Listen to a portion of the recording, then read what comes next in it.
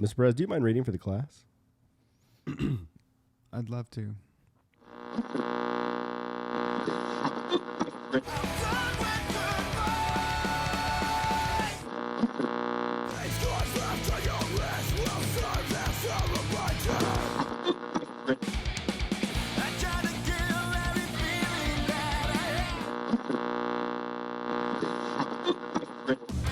Walking Blind is hosted by overly emotional dudes who overthink and overanalyze everything. Nothing the hosts say should be taken as medical advice or opinion. They're not professionals, and they're about to make that very clear. So just kick back and hang with them, because you've earned it. What's up, everybody, and welcome back to another episode of the Walking Blind Podcast. This is episode 40. I'm Mike, and he's Mike, and hey, we're here to let you know. Make sure to normalize checking in on the homies. Yes. That's what we're here for. That's what we're here for. You know what I mean? Why did I say that twice? I don't know. That felt right. I don't know. This is episode 40. We are doing a live questions show today. We're not actually live. We went live. We tried some new shit where we went live from the Walking Blind page and from the NBR page. Mm-hmm. Still about the same amount of people tuning in. Yeah, it's just is what it is. yeah, but we did get some pretty decent questions.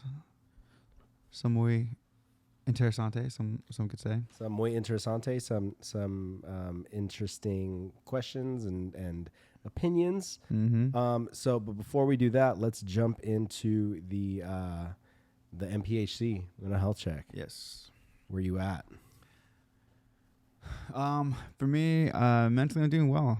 I did a lot better this last week of trying to go to bed, even though I wasn't tired. Yeah, which is weird. And then I managed to stay consistent with my jump roping, my weighted jump rope. I don't feel like any better than when I first started. No, that's not true. But for as long as I've been doing it already, I feel like I should be a lot better at this, and it's a little frustrating. But no, it's going well. I feel good, and my food it's been all right. It's been good. Do you feel like you're getting more balanced with your diet, or do you feel like it's getting better? It's getting worse, or? I feel like it's so much better than what it was. Like regardless of what, like, yeah, like if I can stay on this pace, like this will be good for me overall. I think health wise and stuff. Just gonna be more conscious about what I'm eating, how much I'm eating, and to do this, like my half-ass keto, like I do it more than I don't, and I feel like your hack diet, if you will. Yeah, I feel like it's been manageable because I'm not like so over the board with it, and I'm not. It's been nice. It's been good. Like I feel, only things I really missed were like pizza, which I did have in abundance. Yeah. Dude, I went so hard. You went so hard. It was our buddy Raw's birthday, and so we were hanging out, and he had a ton of pizza, and I can't remember. I think it was when we were leaving, or at some point I was just like, "Hey, was that the best like Little C's you've ever had, or was that just is that just me?" And you're like, "Might have just been you, man. Might have just been you." It's you." I was like, "Oh." But yeah. I mean, I think there's just like certain things that I kind of miss food wise, but like I make up for it, and like I enjoy the meals that I can eat and stuff, and I'm making it. I don't know, making it work. It doesn't weigh on my mind. Right. Like I've done like other like diets, and I feel like all I think about is food. Yeah, and I think your approach to this one is, like, I think it's healthy for you to every now and then just be like, I need to eat with the boys. Shit. Yeah, need to eat with the boys. I need to eat with the boys. Which you did miss last night. We did have a meal with the boys last night, and you. Yeah, that was more just me being tired. Martin came and hung out at the house. We grilled some steaks.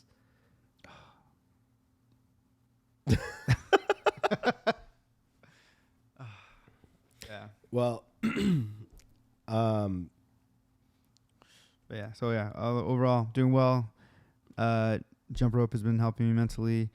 Writing for my bands and stuff like that, just being involved in music mentally for me has been great. So yeah, that's me. Where are you at? I'm doing good. I just I finally took a look today financially. Ooh, why'd you do that? At like like there's my big office build in the process. There's some walking blind stuff in the process. There's and I took a step back and I was like, spent a lot of money lately, but it'll pay off. Yeah. It's all gonna come back. I'm not too stressed about it. Mm-hmm. Been focused on trying to get like the Torture Culture record released, which comes out at the time of recording this tomorrow. By the time you guys see this, the record will have dropped. So if you haven't listened to it yet, Spotify, iTunes, all those online streaming platforms. And then also you can pick up some merch. There's a merch store, with some new hats and some shirts and some gear. It would be kind of sick, just so we, listener, if somebody were to, even if you went to Spotify, wherever you go to listen to it, but it'd be cool if you were like, oh, I came here because of the podcast, and left Torture Culture a message or something, or I came here. So if you listened to last week's episode, I didn't say anything. We didn't announce anything. I just kind of told Mike. We actually put a clip of one of the Torture Culture songs that has both me and Mike on it at the very end of the episode. And we didn't say shit. I know for a fact one person heard it, that we were messaging and talking to. So shout out to Adrian. But I'm curious if anybody else actually made it all the way to the very end and listened to it. But you'll get that full song with the EP. Yeah, tonight. Dude, I'm gonna midnight. I'm not gonna be awake, but I will in the morning on my way to work. Wake up. I'll blast, especially that part. So sick. I'm excited to add it to my guesties. Yeah, that's right. You have a guesties playlist. First time Mike Perez is cussed on a record. We've talked about that. But so initially, so I submitted the record, arguably, or not arguably, I submitted it late, right? Just because that's what we do in this band. And then what sucks is our TuneCore is hooked up to Dan's email and not mine. So I submitted it. I did all the work and I had to log in, put everything in. And then I just happened to randomly jump in and check it to see if everything was cool. And it got declined. The record got declined.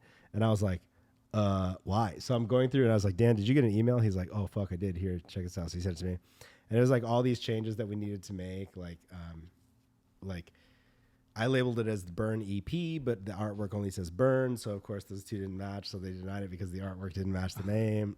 And then it was the songwriters. So on your song, I put featuring Mike Perez. And then I credited you as a songwriter because you wrote your lyrics for that. And then under the featured artists, I put no bragging rights in there. And they're doesn't line up, whatever. So I was so I just put you as the featured artist, whatever. And then it was your explicit and non-explicit tags don't match. I was just in a rush. I didn't really think about it. So I just thought, oh, it's explicit if it has cuss words, right? But then explicit is if there's violence or if there's anything like that. And I was like, oh, so all the songs are explicit because the record's just angry, So I just marked everything. And then finally they were like, yeah, it's live. You're good to go. And then I got the email from Spotify, it's release day. And I'm like, all right, sick, cool.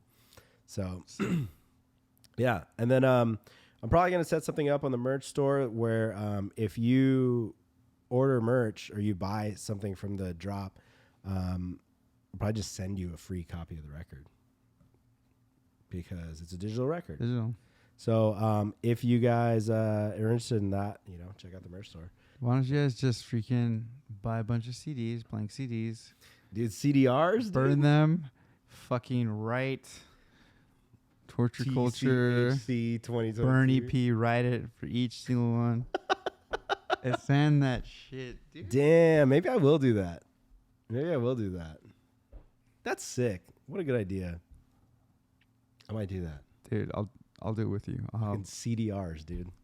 Limited to 100 because that's a spool. Yeah. Dude, that'd be fucking sick. Damn, just old school, like, hey, check out our demo. Yeah. But then, like, actually print, like, the album artwork and everything. Dude, this was like years ago. I had a late night. This is like I'd say probably 2 years after we had stopped touring. But I had like one of those like late delirious nights where I almost bought like a bunch of CDs just to have like give them out like in my mind like to promo, because I felt like I was going through one of those moments where I was like, you know what, the Concrete Flower didn't really get its full push. Yeah. And physicals in my mind I felt like that would be a thing to do like locally. I'm curious what people think. Crazy like, head. is Late night crazy head. Is physical media just kind of dead? Like, I know there's like a niche for it, like with vinyl and stuff like that, and like CDs. People like owning the artwork and shit like that. But do you think that physical media is like just done, like everything's digital now? Dude, Like, I have a box of DVDs that I refuse to let go of just because I'm like, what if there's fucking no streaming? Yeah, I will say this: if I bought like a fucking I don't even know, like Comeback Kid, their new album, and they sent me a fucking burned copy like that, and it was like handwritten and shit, I would think that was, that'd be so fucking cool. Maybe I'll do it. Maybe, Like, fuck it. Oh, you're rad. You should do it. You should do it. I might do that. Do like a special, I don't know. Like Special the first 100 orders gets the CDR. Yeah. A year and a half later, I'm like, I'm on order number 4. What's that? Where's the big stack of CDs? Nothing. Don't worry about it. Mike had this crazy idea. He's a crazy kid. Yeah, but other than that, I've just been I'm good, man. Just work, and everybody was all shocked that I'm back to work fully. They're like, "Why are you here?" And I was like, "What else was I supposed to do?" Did a part of you want to like play into like, Yeah, part of me wanted to milk it and be like, "Oh, I can't. I need to go home." Yeah, I tried, guys. I gotta go home. I tried. I'll be gone for another week. But yeah, other than that, I'm good, man. I've just been cranking away. I feel like after this week, a lot of my stresses are gonna they'll be replaced with new stresses, obviously, but Of course. like a lot of like the things that we've been working on and working towards are gonna resolve this week, and then we'll kind of like start with the all new stresses and projects and goals. You don't have to go. You don't have to say details on this, but is one of your stresses what you're doing this weekend? Yeah. Okay. Yeah. Yeah, I'd imagine. Yeah. I would imagine. I can talk about it. So I am, I'm going, my cousin is getting married. So like, in a sense, it's not, what's the word? I can't fuck it up that bad because they're already married. They eloped. Okay. But now they're doing the party for the family and stuff. So my cousin and her now husband are doing their official ceremony because during COVID they eloped to Hawaii and got married just with like their like direct parents and family thing. Cool. So, but now they're doing the whole ceremony, and many of you guys may not know this, but I am a hashtag ordained minister with the Universal Life Church. So I'm doing, and I think it's more nerve wracking because it is family and because it's like, you know, if I shit the bed, it's in front of People that you'll see for the rest of people your I'll life. see for the rest of my life. Yeah. And like I want it to go well because it's my cousin. Yeah. It's like, so that's one of the stresses, and then the other is just office build out, torch culture release. Like making sure everything's in order. We just made a big investment on shit, so. There's a lot, and then there's a lot of like prioritizing that I had to do. Like I was gonna take the Fields on Wheels to get painted, and then I looked at everything that we spent, and I was like, it doesn't need paint. It's got character. You know what? The van doesn't need paint. Oh, so we went.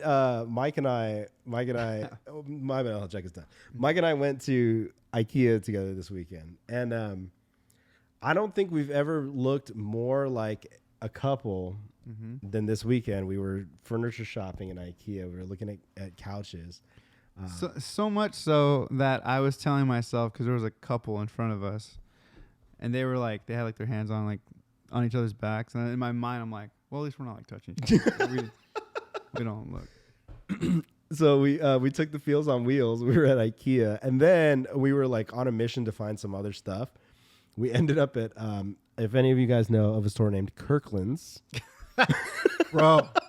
Dude, those are legit, right? For real. So if anybody's been to Kirkland's, they have these scent satchels. It's like a satchel filled with like, I don't know, like powder. It's like a powder and some like oils that smell great. Smell. You shake it up. You can throw one in your car, throw it in the closet, whatever, and they smelled awesome. So I told Mike, I was trying to tell Mike and explain this, and he's like, "What the fuck are you talking about?" Yeah. I was like, "You just have to see it to believe it," you know. So we go in. I get a few, and then he grabs a couple for himself, and yeah, they smell nice. I'm like, okay, whatever. And so I right away like put it in my car, put it in my door, and then by the time I got home, I was like, it smells nice. And then like even today, like driving here, I'm like, my car smells good. My car smells good. What is this? Yeah, and then my room, I had it like I came in, I like kind of just put it like right on my desk, and then forgot about it. And then as I went in to get something, I could like smell it, and I was like, dang, the thing. Like, so I put it under my bed. Nice. Kind of Nice. Yeah. Did Martha walk into your room like, what is this? No. She wasn't like you remember the cartoons where like somebody would put an apple pie or something on the window, and then like the character would just float towards the smell. Oh yeah. I feel like that would be Martha with any foreign scent in her household. No, What's I mean, this? I don't think my room smells bad. I feel like everything's good in there. But You're like, I've never smelled bad, but I've also never smelled good. Yeah. It's a nice scent. So the one that you got is like a honey lemon, I think. something like that, honey lemon. I got one for myself because I was like, this smells good, but I also got a few options. Of course, I walk into the house and homegirl over here is like, what's that? I was like, just don't worry about it. She's like, where'd you guys go? It's Kirkland's. She's like, that one smells good. Let me have that one. I was like, okay. You got a couple. Yeah, I got a couple good ones. So, but yeah, let's jump into our Question time. episode 40 question time. Now, we've got a bunch of questions that we got from the live, and of course, all of Mike's awesome faces. And let's jump into it. You ready? Yes. You ready? This one's gonna be a hard one for me. So Frankie asked, favorite Batman villain and favorite portrayal of them. I'm going to stick with my Batman theme from last time. We had debate ourselves with the portrayal of Batman. So who is your favorite Batman villain and who is your favorite portrayal of them? I feel like it sounds cliche, but still at the same time, the Joker is one of the greatest comic book villains of all time. Yeah, and then how Heath Ledger. He killed it. Yeah. Yeah. Like, but Mark Hamill in the animated series also, though. Yeah. I feel like a lot of the Jokers, though, have been pretty solid, like for their time and for their era. Like, yeah. I feel like, I mean, I don't know. I feel like Leto probably, I feel like if he would been given a little bit more to do. yeah. Because that movie, there was such a misstep of, like, if you're gonna have Suicide Squad, you're gonna have them go after Enchantress or whatever, and it's like, dude, that's not like it should have been like them breaking into like the Joker's like compound or something, or breaking into, like, you know what I mean? Like, it should have been something like that, or it should have been like, how rad would have been to see the Suicide Squad go after the Joker. Yeah. Like, you already have him. Yeah. Like, what did you have him do in that movie? Nothing. Like, Yeah, it was just there. yeah. So I kind of felt like it should have been, like, I remember just seeing the trailers and like knowing that they were in Arkham and seeing how like that was the first shot of him where he's like, I'm not gonna kill you, I'm just gonna hurt you really bad. Like that, I was like, oh fuck, it's gonna be sick. And then nothing. Yeah, nothing. Big nothing burger.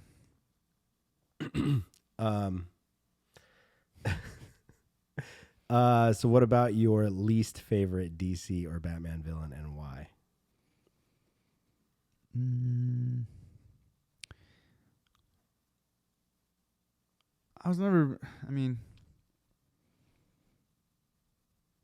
I guess one that I was always like, okay, it was was it Mad Hatter?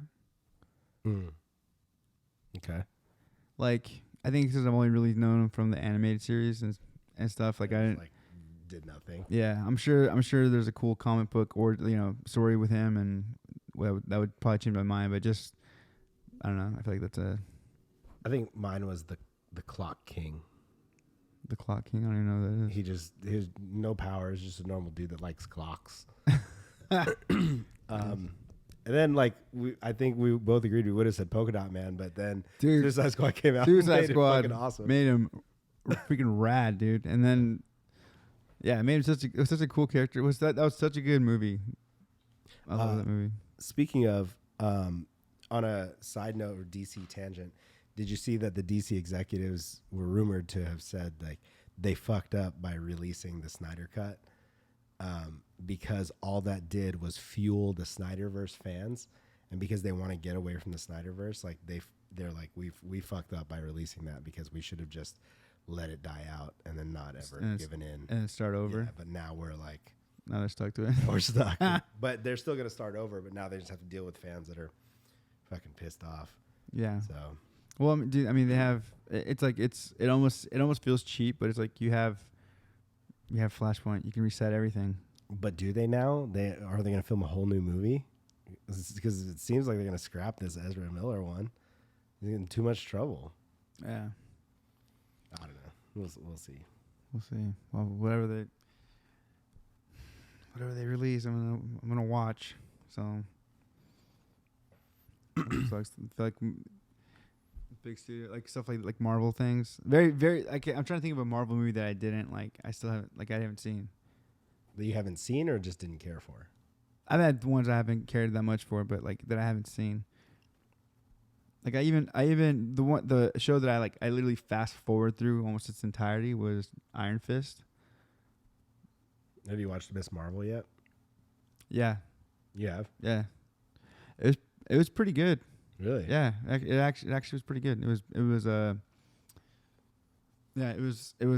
I found myself being more into it, more invested in it than I thought I was. I liked it more than the Falcon show, Winter Soldier show. Really? Interesting. Yeah. I think I may have ruined that show for myself just based on what I thought was gonna happen. Yeah. But I tend to do. All right, well let's leave the world of comic books.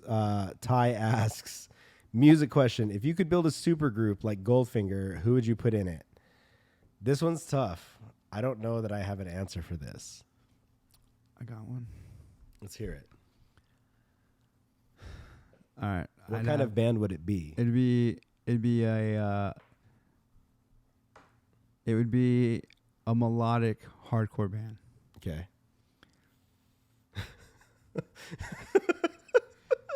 So it would have Zoli on vocals.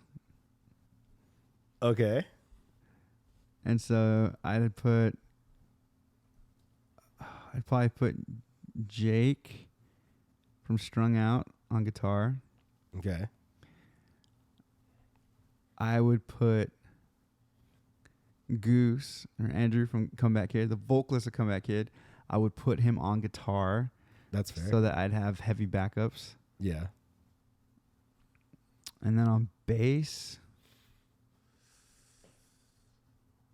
So putting this band together, I guess this is probably just a band that I'd want to either see musically or like a band that I could see myself wanting to hang out with and be around. So I'm assuming Mike Herrera. Yeah. Yeah, Mike Herrera, because then also I feel like he could help with the harmonies and stuff. Right. Although Andrew's got a good singing voice. Yeah. He's got a good singing voice. And then on drums, oof. I'm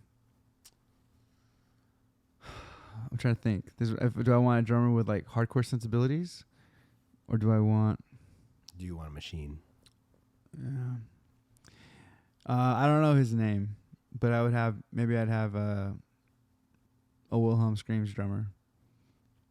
Because I feel like he can do the fast techie stuff, and I mean it'd be easy for him to do the as soon as it went into the hardcore realm of things, he could probably do it. Yeah. Interessante, bro. I think that's my super group.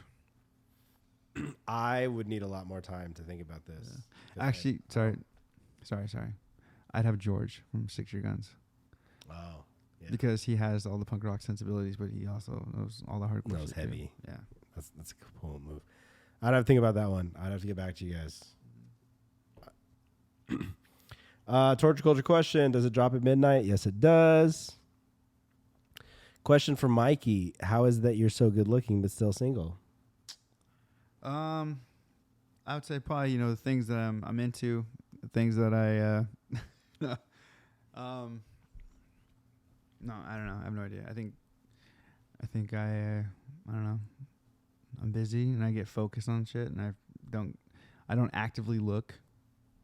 Yeah. I think that's part of it.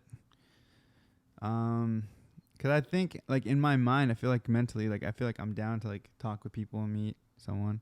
I've gone on dates, but I don't know. I think I don't know. I'm just like, I'm not thinking like that. Yeah, it's not your mindset right now. No, I'm open to it for sure, but I'm just not. I don't think that's like not my. That's not like my waking thought. My waking thought is like something I have to do with the podcast. Band. Is that your waking thought, or is that like the second thought? Well, second thought. And then so yeah. All right. Chris asks, if either of you could have anyone in an episode, who would it be and why? I have a couple answers for this one. Okay. The first one, I would want to get Tim Lambesis on here from As I Dying. Just because I want to hear his side of everything. And I want it to be like a just no judgment zone, like just a like open, honest conversation about his scenario. I'd also like to have my boy Vigil from the Ghost Inside on the show. We'll speak that into existence. And then Jesse from 6 Year Guns. Gonna be sick. That's cool. I think Jesse would be a fun one. Yeah. I think it'd just be fun to pick his brain, being from the same area more or less. I know he's from Anaheim. Yeah. But then to be able to, like, from this scene, and then to get to where they are, starting off with how heavy they were. Yeah. And, like, the style changed and stuff, but it's still, I mean, it's still punk rock. It's still hardcore. And for them to have the success that they had, because I haven't really had a chance to ask him stuff like that. It's always more like, hey, what are you guys doing after this, or what are you doing to get home? That's cool. I think mine, it'd be Zoli from Ignite. I have so many questions. Mm-hmm. I think just for him, I'm more interested. I'm like very interested to hear like, obviously like his vocal stuff and his style, like where he got it from, but then also he's involved with so much stuff outside of music. Yeah. And I kind of want to know like where that comes from and like, and why. Why'd you leave Ignite? Then again, also my answers, I feel like our answers are very tuned to music, just because that's kind of like the demo that we are in. Yeah. But I didn't even think about athletes because I just feel like there's unattainable. Or I didn't even think about it just anybody outside of music. I don't know who I would want to bring on the show. Okay, I'm opening my mind even bigger to that. So if we could get anyone on the show, like anyone, actor, athlete, anyone, just anybody on the show. Okay. Well then I'd want to get Trout. And I wish I could get his honest opinion on how he feels being an Angel at this point in his career, and how he sees his career with, no playoff wins, being, pretty much being the face of baseball since he's been in the league, being the best player a generational player, but like other than MVPs, really nothing to show for it as far as like on the team side. You know, I know he can't carry a team by himself, but I'd be curious to know like what his thoughts are. Yeah, for sure. How does he feel his career is like? You know, that'd be a good poll. Unfortunately, we may not have enough time with him as an Angel if all this goes, dude, this direction. I know.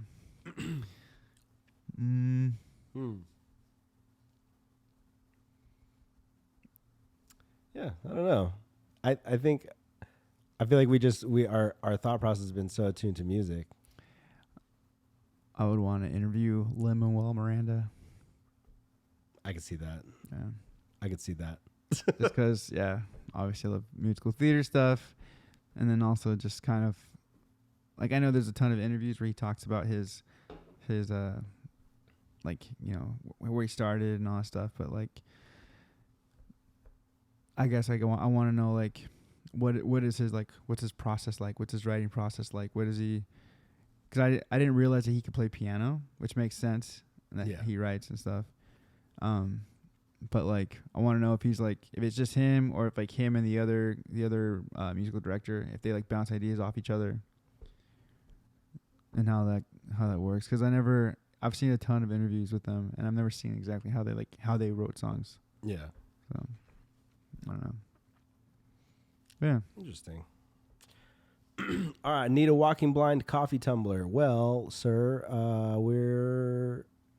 Sir? Who is that? I can't read the name. I think it's Jolka. Is that Jolka? Moonthought. Oh, yeah. Yeah, we're in the process of merch right now. Mm-hmm. As musicians, are you ever afraid you're going to get shot? I am now, sometimes, depending on where we play. I don't know. I'm still not. I don't think about that stuff. Yeah. Yeah, I don't think that's like a huge list of fears. Mm-mm. I'd be more afraid that I'd get in a fight or jumped at a show than I would being shot. But just because we did have that happen so close to home, it just makes things interesting. But yeah, for reals. Cindy, hello to both mics. Hope Mike A is better now. Crazy ass story. I am back. I'm here. But thank you. You had a crazy near-death experience as well with the vid. COVID. So I'm glad you're back to life as well. Rob, honestly thought about flying up to Spokane for the show. You should. Oh, dude. It would be so sick. It'd be so sick. I haven't seen you in years. When was the last time you saw Rob? Last time I saw Rob, I saw him when he was TMing. I can't remember if he was TMing Falling in Reverse or no, I think he was. I think he was TMing Falling in Reverse, so they came through the municipal, and I got to go say what's up to him. I think it was them and like Let Live, and so I got to see Let Live as well too. Okay. So, but that was like long time ago. A long time ago. A long time. Like 6 years, probably. Chris asked, have you guys started doing anything to prepare or get ready for the PNW tour or weekend? I mean, I want to, but this whole like you're not allowed to lift more than 15 pounds thing is kind of killing me. I don't follow that rule, but yeah, I want to get back in the groove of things. I need to start at least like getting my cardio back up because that's coming up pretty fast. Yeah. I've been doing weighted jump rope every day for, I guess I'm coming on 3 weeks, I think I'm at 3 weeks. And I've been, I guess for the most part, I think I've sang every day or almost every day, which is kind of, is actually kind of not normal for me. Yeah. But I think I've been singing every day for like the past almost 2 weeks. I feel like every day I just happened to do something. Actually today I started to record for Burner State, just demo stuff. Cause, we're trying to send like better versions to Kelly, and I was getting ready to like, because the house was like open, no one was there, and I was like I'm gonna try to knock some of these out, and I just didn't feel like going full like burner state singing. Yeah. But I sang a little bit at the house though before that, but it's my stuff for my vocal lesson. Well, in preparation for the NBR shows, do you feel like what you do with burner state is actually helpful to NBR, or do you think it's, I mean, like obviously the reps are helpful. Yeah, the reps are helpful. It's just different, you know, like screaming, and then it's just like there's way like when I'm like prepared for NBR, then my burner state set is like kills it.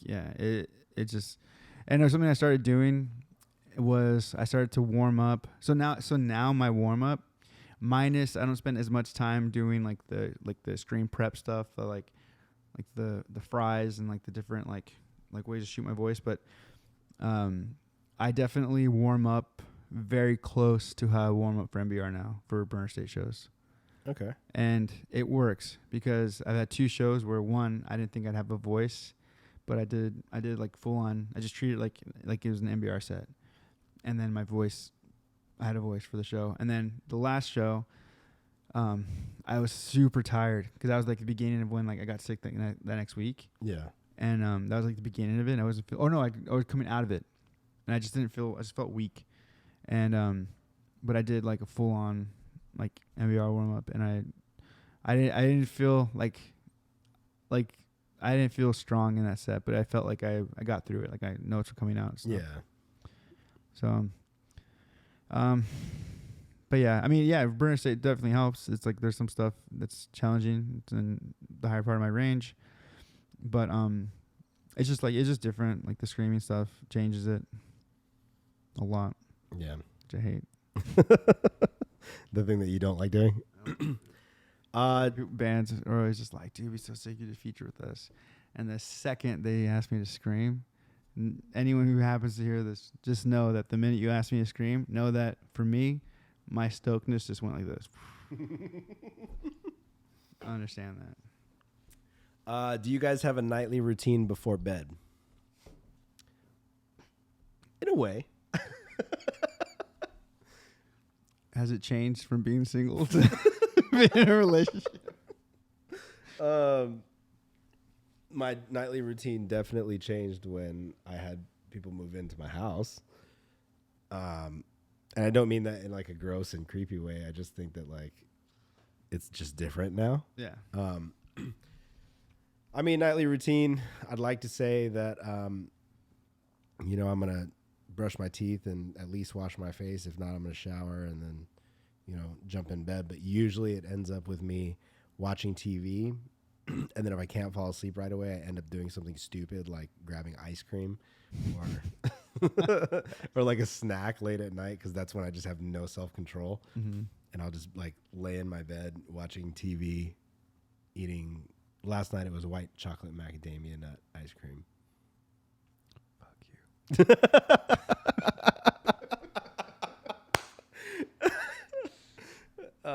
You still have some? You know, I do still have some if you want some. No. It's keto. Stop. Do you have a nightly routine? No, not really. I should. I want to. I have a morning routine, but I don't have a night routine. I heard this. So it was just like a random TikTok post I came across, but it was a guy saying that there's like a mentality to have that kind of helps with everything is like resetting the room, right? So like anytime you leave a room, you kind of put things back to where they were before, you know, or like put things back where they belong. So like if you're out here on the couch watching TV and shit, like before you go to bed, reset the room, like put the remotes back where they normally are, like get rid of any trash, you know, same thing with the bedroom, like, you know, make the bed, like put shit away. And then also applying that to like your everyday life. Like you're at work and you get ready to go home, or if like you have a family or you have stuff that you need to do, you have the podcast, like reset whatever you need to do to reset on the way home, so that you're fully available. And you're done with that. You're moving on. So you're fully available once you get to whatever you need to do or wherever you need to be, or like even for like those of you that have kids or or like a significant other at home or things like that. Like you finish work, you switch, you like reset, leave work, go home, you know. And that's something that I'm trying to do is like whenever I like walk away from a place or whatever, like, oh, let me just like, I have this really bad habit of like today before you actually walked in, I came in the house and there's like 6 liquid death cans like all over the house, and there's like some stuff left over from dinner last night that was just kind of like we were just so busy that so I just like cleaned all of it up real quick and like reset, you know. But I'll try to carry that with me because I don't know that I do that. I don't think I do. I don't think I definitely don't do that either. I think of like I said, I have a morning routine. Mine is more of I guess I prep my night for everything. Like I have like even as weird as like I put my socks I'm gonna wear for my workout shoes, whatever, and I put them like on top of them. You have workout shoes? Yeah. What are they? They're these like knockoff, like super light running shoes. Huh. I've worn them around you, I think, once. Okay. Yeah. But yeah, and then I have like my shorts next to that, which is hanging next to one of my windbreakers, and my windbreaker is connected to I have my rope on the windbreaker, so that I grab because my windbreaker is the last thing I take. So when I grab the windbreaker, I grab the rope, I go. And also I have my clothes for what I'm gonna wear to work, which is normally because we get up super early. I put out everything. I like put it out. So that way when I finish my workout, I come in, just grab my stuff, and I go straight to the shower, and I go. I should probably do that. Like a lot of people put out outfits the night before so that they don't have to think about it in the morning. Mm-hmm. And I just fucking sit and stare at my closet for like 20 minutes. Like, what shoes am I going to wear? What shirt goes with those shoes? Like, yeah, my job is I don't have to worry too much about what I'm wearing. It's all same. All right, Liquid Death Walking Blind merch collab. I wish. That would be sick. Beautiful Rockstar Baby 29. Hi, Michael. Hi.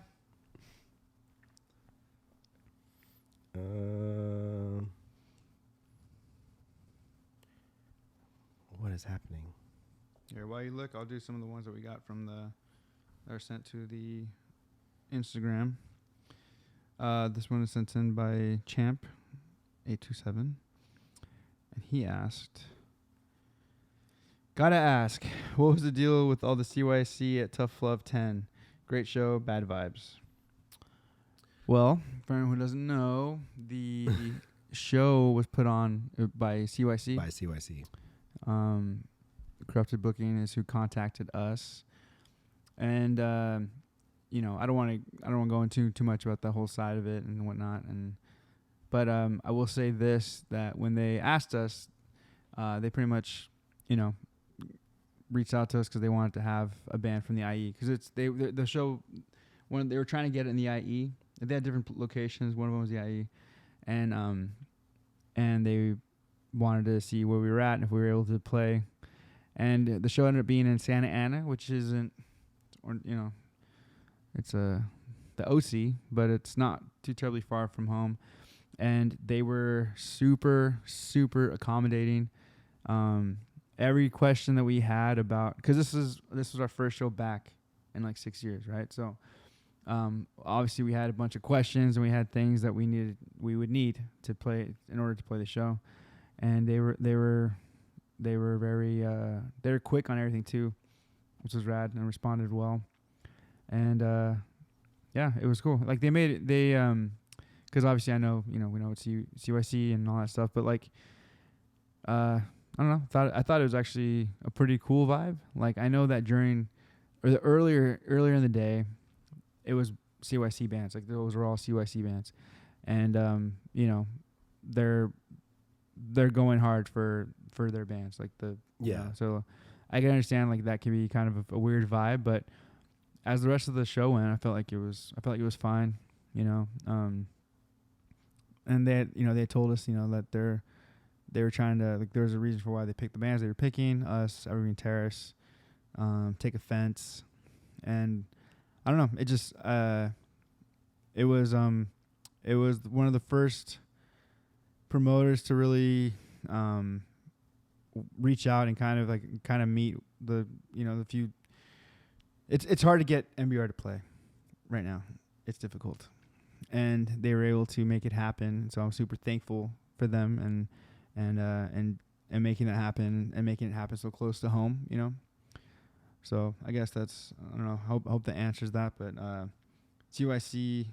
Tough Love it's a CYC fest, but it's like CYC festival, yeah. But they're more, clearly, if anyone knows anything about MBR, we're not affiliated to anything. Yeah. And so I believe them when they say that they're trying to make good festivals. Like, they want to get good bands. Obviously, they're going to promote their bands, and they're going to do that.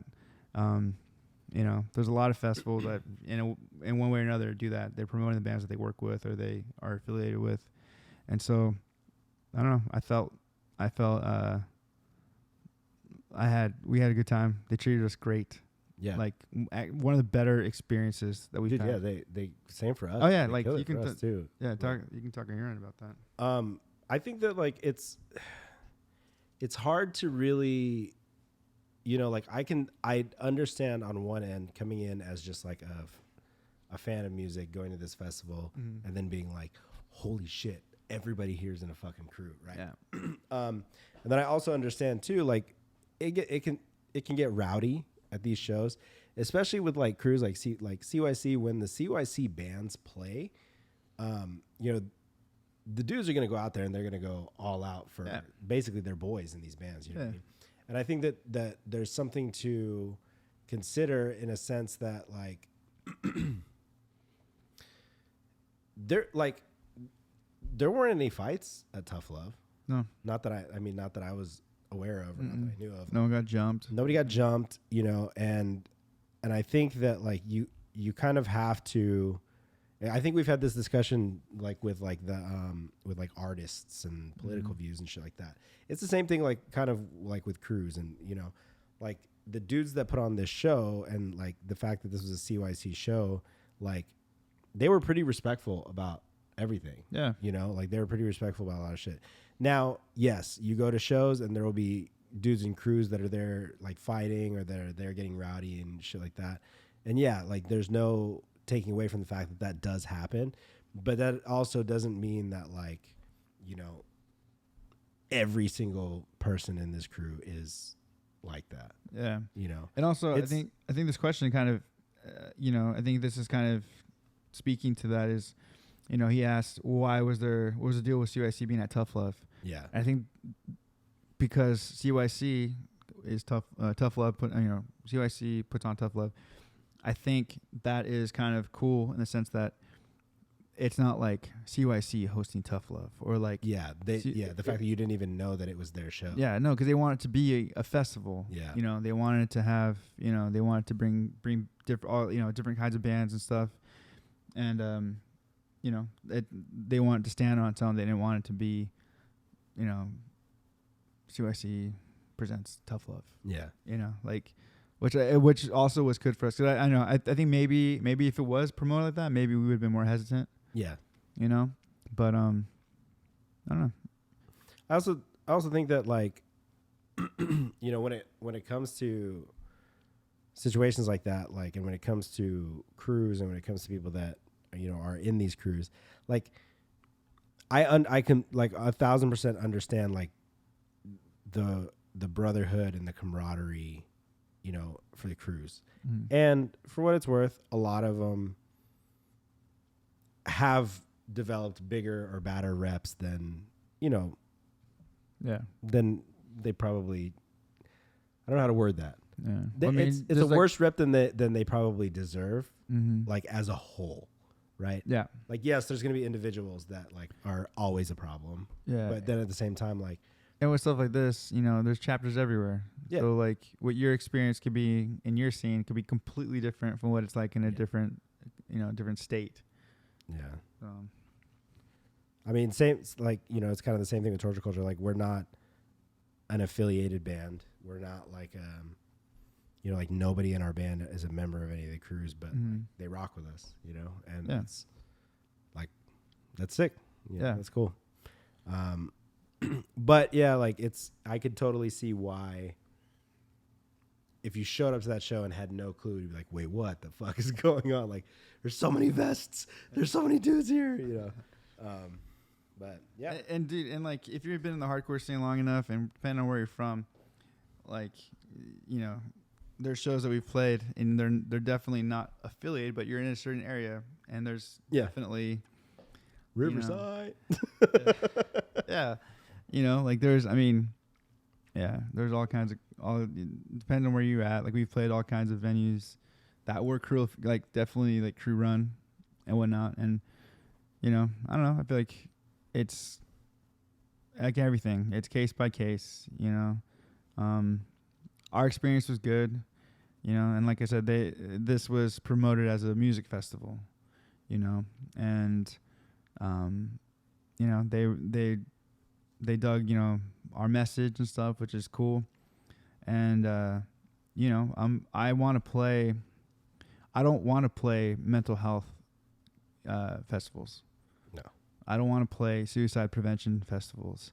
Will I? Sure, absolutely. Like I'm down to help, but I want to go to. The whole point of me doing the message that I do with No Bragging Rights is because I want to get this out, and I feel like a lot of it needs to be in the hardcore scene. Yeah. And so, so a show like a festival like this, kind of seeing the bands, for me, I was just like, oh, cool, there's an opportunity. This is why I do this. This is for a lot of those guys, and fuck you for making me cry in front of my friends. Dude, that happened. Yeah. Oh yeah. Yeah. Someone approached, it was like at the end of the show, or towards the end of the show. And I was walking into the bathroom, and this guy kind of like stopped me and kind of got in my way. And whatever, he was actually, I don't want to. I guess I already blasted him. Yeah, we've already. Yeah, but he was wearing his vest and stuff. And he's like, "Dude, fuck you, man! You made me cry in front of my friends." And he said it like that, and it wasn't like a just kidding or whatever. And he kind of gave me like a, and then walked away. Walked away. I was like, oh, sick. I guess, I don't know. Yeah. All right. Yeah. But anyway, so for myself, I saw it as an opportunity to be, those are this is who I feel like needs to hear our message for something like this, because a lot of knowing that there's gonna be a lot of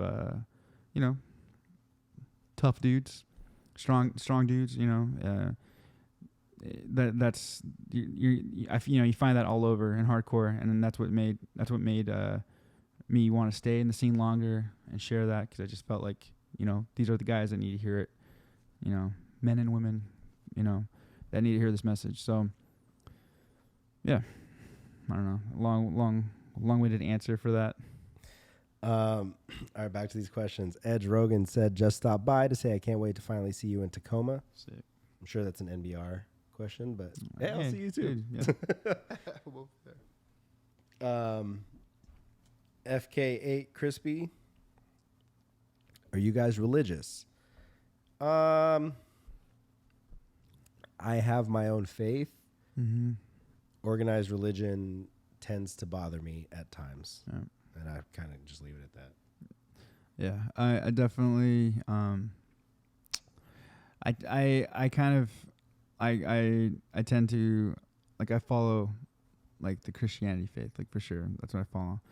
And when it comes to like things like when it goes into like denominations and things like that, I just treat it like I treat when I was going to school. I was learning all these different things for social work, and obviously I have my professors, but they're not the end all be all. They still give us something, and we still have to go learn on our own. We still have to go find things for ourselves. We still have to like investigate and all that. So in that sense, I feel like I'm always like searching, and I'm always looking, and I don't feel tied to like, I don't like the idea of I don't want to say the ritual side of stuff. Like it's more of, I think for me, it's all about a connection and it's like a personal thing, I guess. Personal journey. All right. Chris asks, what is the best practice to help with becoming overwhelmed? So for me, first things first, like take a look at everything that's overwhelming you and then look at the things you can't control. Because anything that's out of your control that you really, there's like no changing, you got to just kind of, it is what it is, push those to the side and then focus on the things that you can control or that you can change. You know, if you've got like a long list of projects or, you know, you've got somebody bugging you to come finish it at their house, you know, I'm just kidding. You know, don't listen to them. They're assholes. But no, like, yeah, really look at the things that, for those of you who don't know, Chris, the question asker, is helping us out with a huge project and we love him for it, but he's doing it on his free time. And he's doing it kind of like on his days off when he's available. So like on one hand, I'm like, this is so fucking sick. And then on the other hand, I'm like, dude, you're spending your days off doing this. I kind of feel shitty. But he's the homie. He's doing us a solid. Doing a huge solid for us. But that being said, yeah, man, like kind of take a look at things you can control, look at the things that you can change, look at the things that you can kind of start, and then prioritize like what needs to get done now, what can wait a little bit, you know, just kind of put things in order. Because otherwise, if you just like, I tend to do that too. Like I start thinking of everything that needs to get done. And then I'm like trying to stay 12 steps ahead of everything. And then because of that, we just had this conversation the other day. Like I miss the things that should be like real easy to handle. That just slipped my mind because I'm trying to focus on everything and be so far ahead that, you know, nothing catches me off guard that I missed the little shit. So yeah, it's me, man. Just focus on the things that you can make a difference in, or you can change, or that you can, you know, kind of shift. And I think also too, like, be real with yourself. Like, don't sign yourself up for shit that you're not able to do just because you'll feel bad, or because, you know, in your mind, you know, like we become yes men in our own lives, and that's not good. Yeah. I do that a lot. I take on a lot of shit that I shouldn't. Yeah, like I was one of the things that my teachers were at first, it was almost like dismissive, but when I thought about it, I was like, dang, they're right. Like they would always tell us, like, you know, be real about a schedule that you make, and be real about it. Yeah. Don't set yourself up for failure. You know, like if your schedule is so crazy that you can only study for like an hour a night, then that's what it is. Yeah. Like, don't tell yourself that you're gonna get up and, you know, you're gonna do from this time to this time. You know, it's like, you know, be real with yourself. So when you start doing that and you fall short on your expectations, you start to spiral. I feel it makes it worse, and then you start to get more overwhelmed. But yeah, be real about what you're able to do, and like give yourself grace for the shit you can't. Like, you're not, you know, there's only so much you can do. There's only so much time in a day. Prioritize as best you can, and then, you know, go after. Like for me, for instance, my thing, like, which was eating me alive, was when I was, you know, making the decision to go into my master's or not.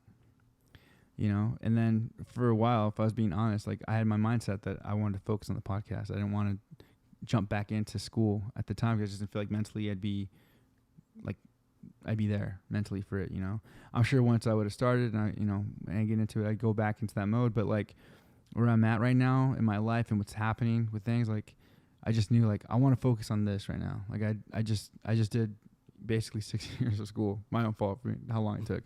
But you know, I want to wait on that, and I want to do this now. And when I stopped worrying about that, like that was a huge stress off my back. And so now I just find, you know, I focus on things that are in front of me, as opposed to things that, you know, I had hanging over my head, knowing full well I wasn't going to do them so. Yeah.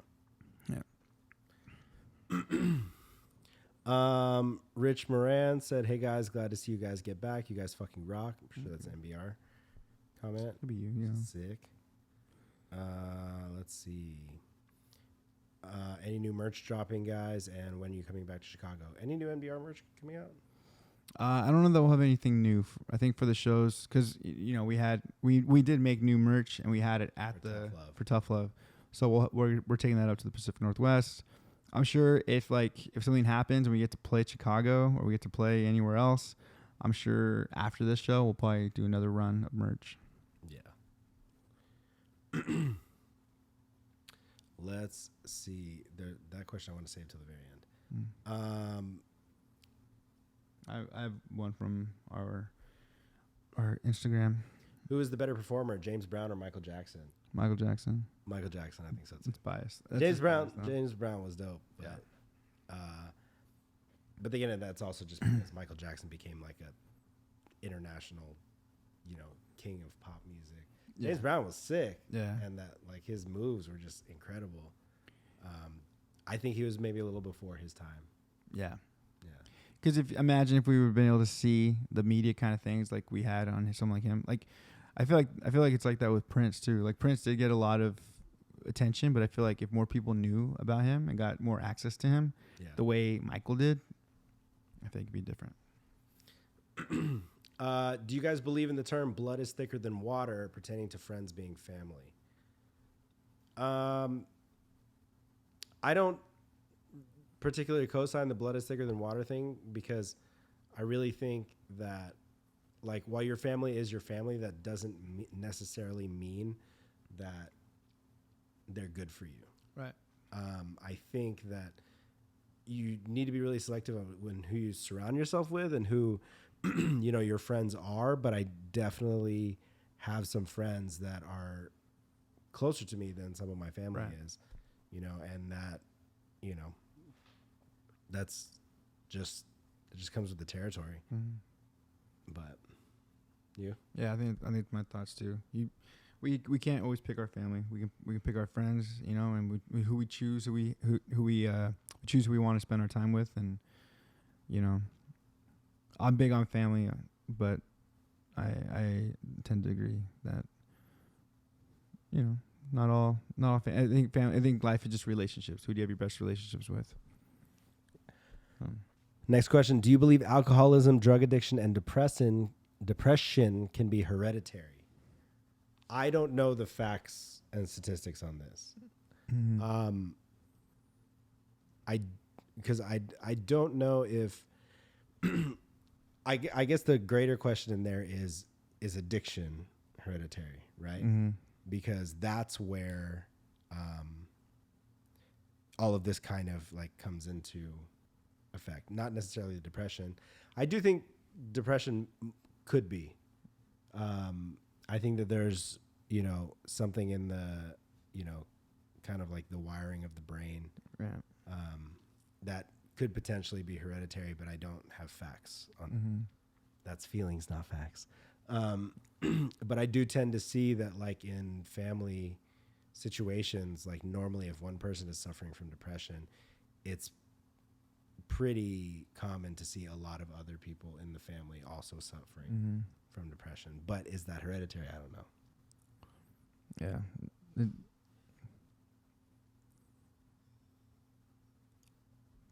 I don't know. I mean, I definitely feel like things get passed down for sure. Yeah. But is that just because of the environment that they were raised in? I was going to say it could be similar environments, even if it's not exactly the same type of lack of things or an over stimulus of things that cause, it's funny because I don't think my parents, neither of them have really mentioned any kind of depression that they've had in their family. We've had it in our family, for sure, but my immediate parents have never really mentioned anything. Yeah. And yeah. Do you want to read? Oh yeah. So this from Jolka said, if your life had a movie soundtrack, what would it be? Like a full soundtrack, or just a theme song to my life? It's a soundtrack, movie soundtrack. I know mine. What's yours? I want mine to be Tron, the new one. I love that movie. What would my soundtrack be?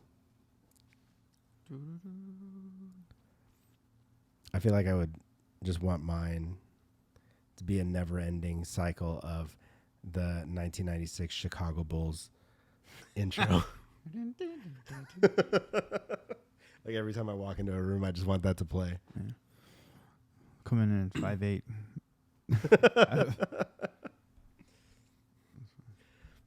Do we have more on there? Yeah, he had another one. He said, which Batman outfit do you think is the best out of all the medias?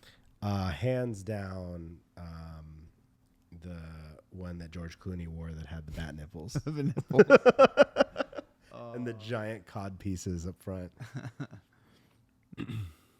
Actually, the sickest, being completely honest, all jokes aside, I still think Affleck had the sickest suit. Yeah. Not the super tech suit they had in Justice League, but just his main suit.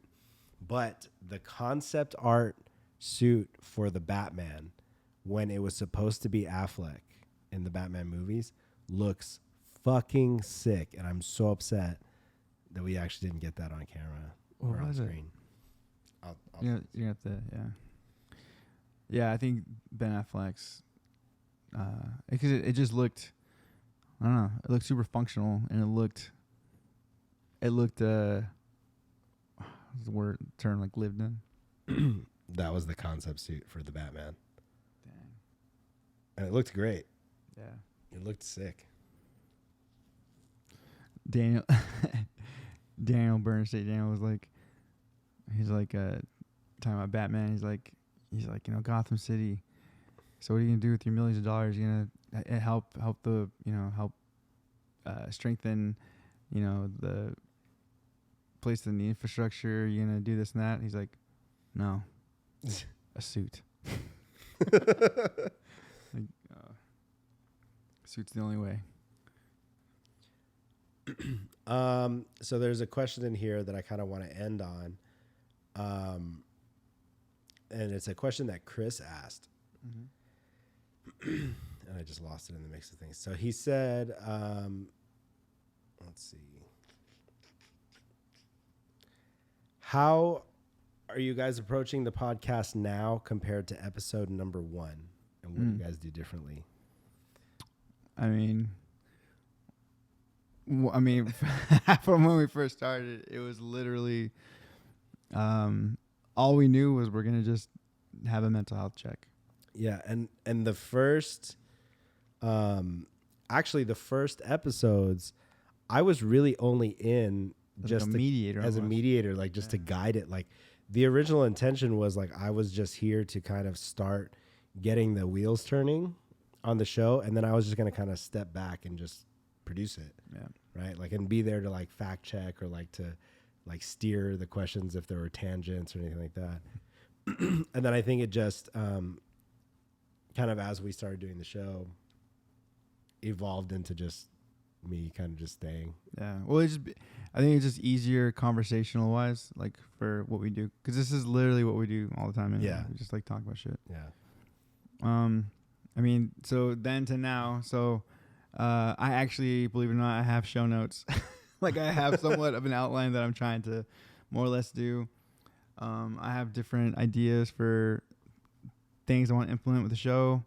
So I mean, there's more thought on my end with stuff like that. I mean, I don't know what else goes in. I mean, it's not much change as far as like we kind of just once we turn the camera on, it's just go time. Yeah. I think we're starting to put more into like the edit of the show. Also, we're starting to put a little more thought into,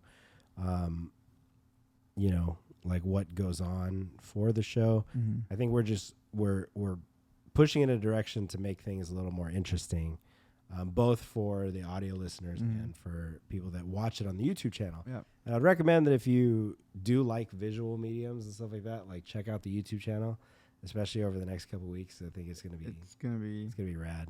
Wow. And I think like the approach was always kind of like, hey, we're going to do this show, and it'd be cool to just like check in on mental health, you know, and then kind of adopting that normalized checking in on your homies became like what this show was, you know. And not only that, like with the move towards getting the Feels on Wheels and getting like moving in that direction where, you know, like we got the van early on because it was such a good deal. Yeah. But like we're not ready yet with the van to take it to the next level where we need to be. But that's coming, right? Like that's realistically within the next couple of steps that we're taking. Yeah. So yeah, the show and what we want to do is we want to make the show more engaging. Like we want it to be we're going to be doing, like we keep saying, like more stuff on the YouTube channel. We're trying to position ourselves to where we can start talking to you know, a lot, you know, I hate to say like calling in favors because it's not really favors, but like, you know, like reaching out to, it's a little interesting to step away from music for 10 years, right?